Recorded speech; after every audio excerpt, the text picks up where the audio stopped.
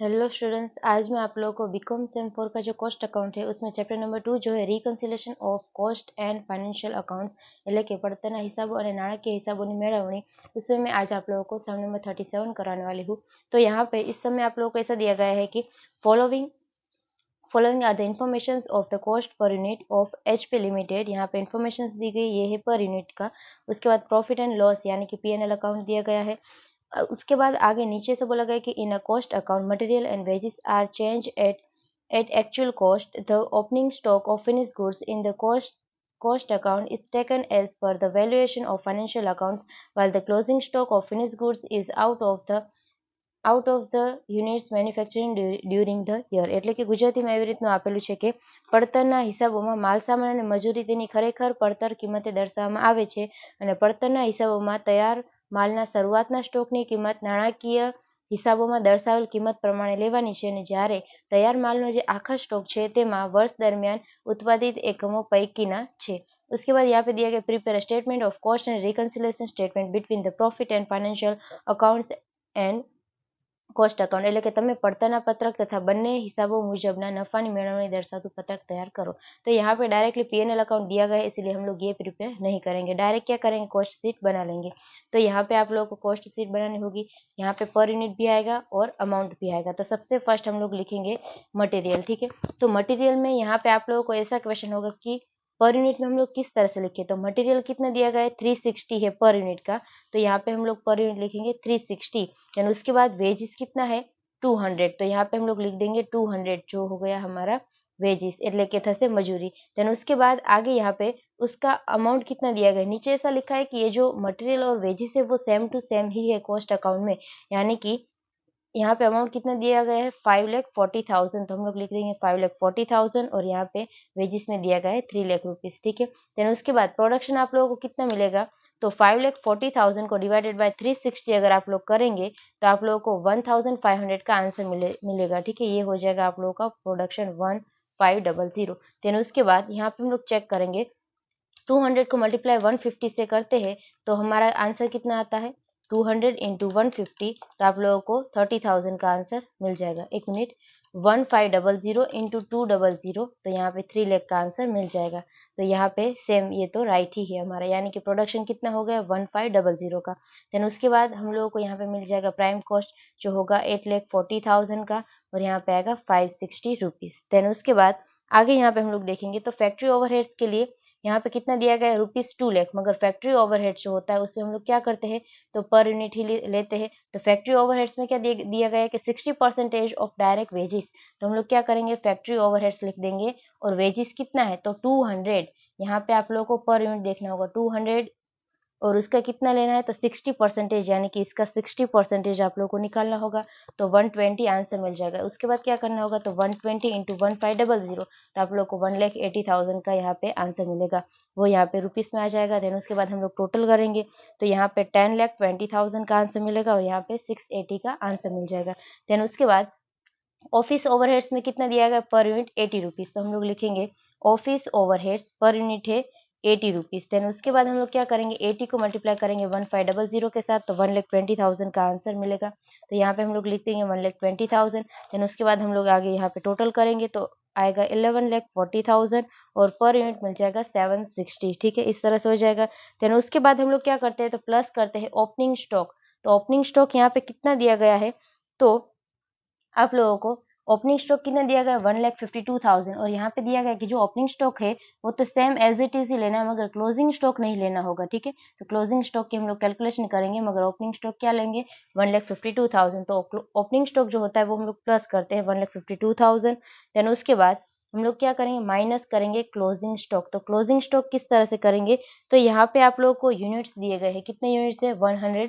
तो हम लोग यहाँ पे 100 इंटू यहाँ पे पर यूनिट का आंसर कितना आया था 760। तो हम लोग क्या लेंगे 760, यानी कि यहाँ पे माइनस हो जाएगा 7,60,000 એટલે કે આખરનો સ્ટોક માઇનસ થઈ જશે। जो भी ये वीडियो को देख रहा है वो जल्दी से चैनल को सब्सक्राइब कर दे और वीडियो को लाइक और शेयर करना मत भूलना। और हाँ, अगर आप लोगों को बिजनेस अकाउंट कॉस्ट अकाउंट या टैक्सेशन में कोई भी चैप्टर के सम में कोई भी डाउट है तो ऑलरेडी मेरी चैनल की मेंबरशिप में मैंने सभी सम्स के सॉल्यूशन प्रोवाइड कर दिए हैं। तो आप लोग वहाँ पे जाके उसका बेनिफिट ले सकते हो। देन उसके बाद यहाँ पे आप लोगों को टोटल करना होगा, यानी कि 11,40,000 प्लस 1,52,000 माइनस करना होगा 7,60,000, तो फाइनल आप लोगों को 12,16,000 का आंसर मिलेगा। और यहाँ पे तो सेम 160 ही रहेगा, ठीक है। देन उसके बाद आगे यहाँ पे हम लोग क्या करेंगे, तो प्लस हो जाएगा जो सेलिंग एंड डिस्ट्रीब्यूशन एक्सपेंसेस दिए गए हैं वो। तो सेलिंग ओवरहेड्स दिया गया है ₹60, तो हम लोग लिखेंगे सेलिंग ओवरहेड्स, और कितना है ₹60 है, और उसको हम लोग क्या करेंगे, तो 60 इंटू 1500, तो यहाँ पे 90,000 का आप लोगों को आंसर मिल जाएगा, ठीक है।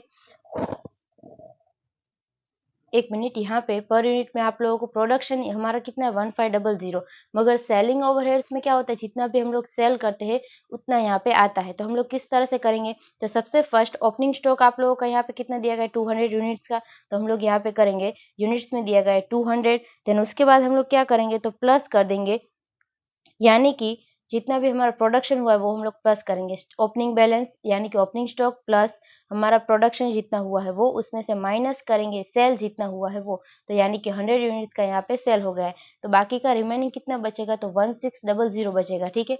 तो हम लोग क्या करेंगे, तो 60 को मल्टीप्लाई करेंगे 1600 के साथ, तो आप लोगों का आंसर कितना मिलेगा, 96,000 का आंसर मिलेगा, ठीक है। फिर से यहाँ पे मैं रिपीट कर रही हूँ, ओपनिंग स्टॉक प्लस करना होगा जितना भी प्रोडक्शन है वो, उसमें से माइनस करना होगा सेल्स, तो फाइनल आप लोगों को यहाँ पे 1600 का आंसर मिलेगा। इसके साथ 60 को मल्टीप्लाई करना होगा। देन उसके बाद फाइनल आप लोगों को टोटल मिल जाएगा 30,12,000, और यहाँ पे आएगा 820।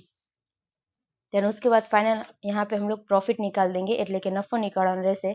तो लास्ट में आप लोगों को यहाँ पे लिखना होता है सेल्स, ठीक है। तो सेल्स कितना दिया गया है, 60 लाख रुपीस का दिया गया है, तो हम लोग लिख देंगे 60 लाख रुपीस, और डिफरेंस कितना आएगा, तो 2,88,000 का डिफरेंस आएगा, वो हो जाएगा हमारा प्रॉफिट।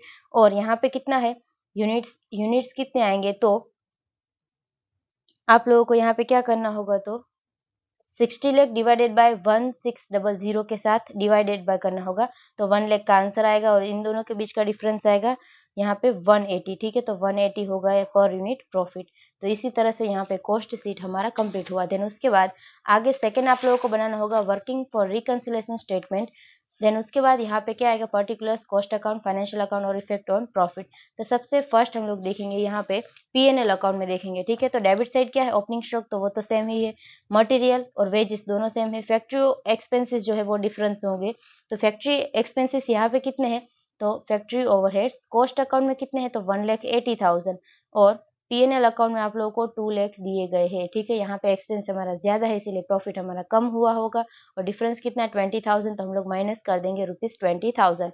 देन उसके बाद सेकंड हम लोग यहाँ पे लेंगे ऑफिस एक्सपेंसेस। तो ऑफिस एक्सपेंसेस कॉस्ट में कितने हैं, तो 1,20,000, तो लिख देंगे 1,20,000, और यहाँ पीएनएल में दिए गए हैं 1,10,000।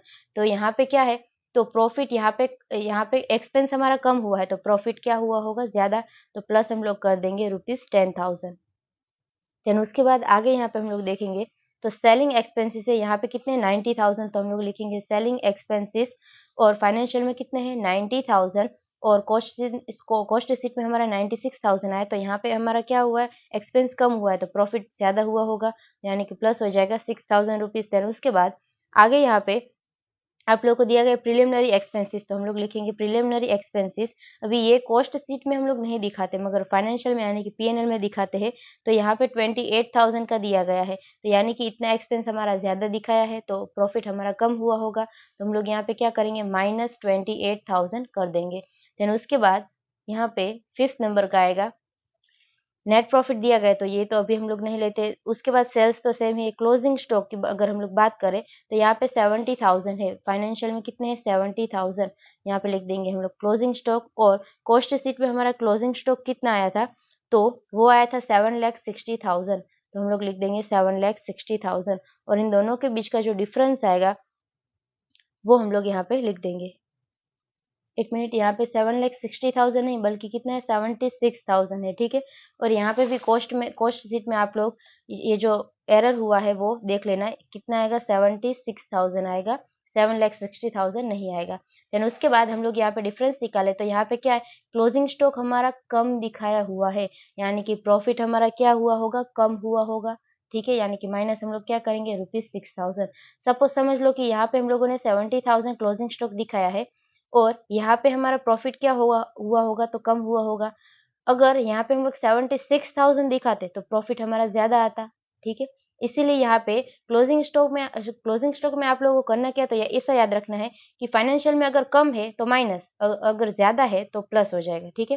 इस तरह से आप लोगों को याद यहाँ पे रखना होगा। देन उसके बाद यहाँ यहाँ पे हम लोग देखें तो इंटरेस्ट एंड डिविडेंड भी दिया गया है, तो वो हमारी क्या है, इनकम है। तो हम लोग यहाँ पे 6 नंबर में लिखेंगे इंटरेस्ट एंड डिविडेंड, और कॉस्ट अकाउंट में हम लोग नहीं दिखाते हैं, सिर्फ और सिर्फ फाइनेंशियल में दिखाते हैं। तो यहाँ पे है ₹10,000, तो इनकम हमारी ज़्यादा है, ठीक है। ठीक है, तो यहाँ पे हमारा प्रॉफिट क्या हुआ होगा, तो ज़्यादा ही हुआ होगा, तो हम लोग प्लस करेंगे ₹10,000, इसी तरह से यहाँ पे हो जाएगा। देन उसके बाद लास्ट में आप लोगों को क्या करना होगा, तो स्टेटमेंट शोइंग रिकन्सिलेशन प्रॉफिट, यहाँ पे आप लोगों को प्रॉफिट फाइनल करना होगा। तो profit as per cost sheet कितना है प्रॉफिट, तो 2,88,000 का प्रॉफिट है। इसमें हम लोग ऐड करेंगे, क्या ऐड करेंगे, तो सबसे फर्स्ट यहाँ पे आएगा ऑफिस एक्सपेंसेस, कितना आएगा, ₹10,000। देन उसके बाद आएगा सेलिंग एक्सपेंसेस, आएगा ₹6,000। देन उसके बाद लास्ट में यहाँ पे आएगा इंटरेस्ट एंड डिविडेंड, ₹10,000, ठीक है। उसमें से माइनस करना होगा, यानी कि डिडक्ट करेंगे हम लोग क्या क्या, तो सबसे फर्स्ट आएगा फैक्ट्री ओवरहेड्स, ₹20,000, हम लोग ब्रैकेट में लिख देंगे। देन उसके बाद यहाँ पे आएगा प्रिलिमिनरी एक्सपेंसेस ₹28,000, और लास्ट में आएगा क्लोजिंग स्टॉक ₹6,000, ठीक है। इसी तरह से आप लोगों को माइनस कर देना होगा। तो 2,88,000, उसमें से प्लस करेंगे 10,000, प्लस 6,000 प्लस 10,000, उसके बाद माइनस करेंगे 20,000, माइनस 28,000 और माइनस 6,000। तो आप लोगों को यहाँ पे आंसर कितना मिलेगा, 2,60,000 का आंसर मिल जाएगा, ठीक है। अभी आप लोगों को कंपेयर करना होगा कि हमारा जो यहाँ पे P&L अकाउंट है उसमें जितना प्रॉफिट है उतना हमारा है या नहीं।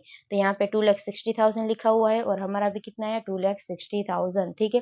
इसका मतलब यहाँ पे ये जो हमारा सम है, सम नंबर 37, वो हमारा राइट है, ठीक है। तो यहाँ पे ये सम कंप्लीट होता है। I hope you understand and thank you all.